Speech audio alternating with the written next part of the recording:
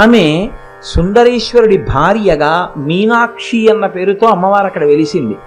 వాళ్ళకి ఒక కొడుకు కూడా పుట్టాడు. ఆయన సుబ్రహ్మణ్యుని యొక్క అంశ అంటారు. స్కందాంశలో పుట్టినటువంటి వాడు ఉగ్రపాండ్యన్ అని. ఆయన కొంతకాలం ఆ పాండ్యరాజ్యాన్ని పరిపాలించాడు ద్రవిడ దేశంలో. రామచంద్రమూర్తి ఎలా ఈ భూమండలం మీద కొంతకాలం నడయాడి లవకుశల్ని కొన్నారో అలా మీనాక్షి అమ్మవారు కూడా ఈ భూమండలం మీద పరమశివుడితో కలిసి కొంతకాలం పరిపాలన చేసి ఆ తల్లి ఉగ్రపాండ్యన్ అనేటటువంటి కుమారుణ్ణి కూడా కంది. అంత ప్రఖ్యాతి వహించినటువంటి క్షేత్రం మధురై క్షేత్రం.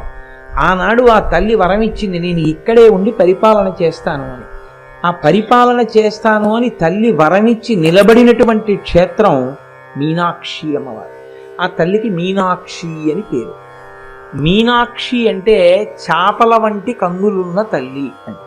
పరిపాలకులకు ఒక లక్షణం ఉంటుంది, మీరు కొంచెం జాగ్రత్తగా గమనించండి. మీనాక్షి అమ్మవారిది పరిపాలనాంశ, అందుకని ఆవిడ పరిపాలకురాలుగా ఉంటుంది.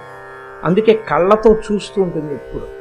ఆఫీసర్ గారు ఇలా చూస్తున్నాడు అనుకోండి, ఆయన చూస్తాడేమో అని మనం భయపడతాం. అలా ఆవిడ తన చూపులతో లోకాన్నంతటినీ చూస్తూ ఉంటుంది, పరిపాలన చేస్తూ ఉంటుంది. పరిపాలన చేసేటటువంటి వారికి ఒక లక్షణం ఉంటుంది సాధారణంగా, తమ పట్ల అనుకూలముగా వ్యవహరించినటువంటి వారికి వారు వరములనిస్తారు, దగ్గరికి చేర్చుకుంటారు. ఎవరు ప్రతికూలంగా ఉంటారో, ఎవరు చేస్తారో, ఎవరు వాళ్ళకి వ్యతిరేకంగా మాట్లాడతారో అలాంటి వాళ్ళని కొంచెం ఇబ్బందికరమైన ప్రదేశంలోకి తీసుకెళ్ళి పెట్టి, నా పట్ల నువ్వు అతిగా ప్రవర్తించడం ఎంత ప్రమాదాన్ని తెస్తుందో తెలుసుకొని మిగిలిన వాళ్ళకి ఉదాహరణగా చూపిస్తారు. తీసుకెళ్ళి ఏజెన్సీకి ట్రాన్స్ఫర్ చేస్తారనుకోండి ఈ రోజుల్లో. అయితే అది పరిపాలనాంశ. అటువంటి పరిపాలనాంశ కలిగినటువంటి తల్లి మీనాక్షి అని మీరు అనుకుంటే అప్పుడు అమ్మవారి యొక్క పరిపాలన యందు ఒక దోషం సంక్రమిస్తుంది. ఎవరు మీనాక్షి అమ్మవారిని స్తోత్రం చేస్తారో వాళ్ళని బాగా చూస్తుంది. ఎవరు మీనాక్షి అమ్మవారిని కించిత్తైనా వ్యతిరేకంగా మాట్లాడతారో వాళ్ళ మీద కక్ష పెంచుకుంటుంది. ఇప్పుడు అమ్మవారి యందు మాతృత్వం ప్రశ్నింపబడిందా లేదా?